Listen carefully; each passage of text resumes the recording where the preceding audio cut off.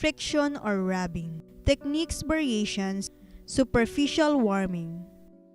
It is also known as heat rub. It generates heat by creating resistance to motion. Place both hands palm down on the client's skin. The fingers of each hand should be together firmly. Move the hands briskly and simultaneously in opposite directions. One hand moving towards you and the other hand moving away from you.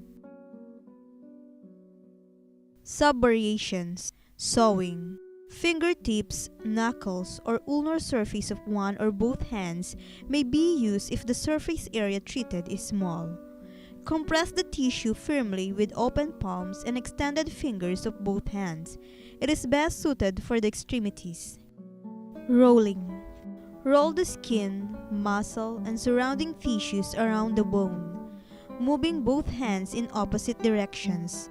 As you roll the tissue around the extremity, use a back and forth movements while you compress the tissue and slide your hands from distal to proximal. Wringing. While compressing the lubricated tissue on all sides with palmar surfaces of the hands and fingers, move the hands in opposing directions. Slide the hands toward the trunk of the body during the massage movement. Wringing friction is performed vigorously, like wringing water out of a cloth. The movement is best suited for arms, legs, and fingers. Cross fiber. It is also known as deep transverse friction. It is a very precise and penetrating form of friction. The direction of movement should be across and perpendicular to the pattern of muscle fibers. One or more fingers are placed on the skin at the exact site of a pain or injury. Apply firm, consistent pressure in one or both directions. Move the fingers in a back and forth motion. Chucking. It is also known as parallel friction.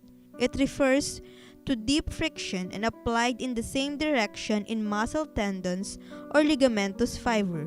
It uses the thumbs or fingers to rub back and forth, moving the superficial tissue over the underlying structure.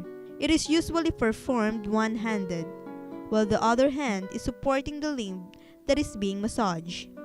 This movement is often applied between bony areas. Circular friction.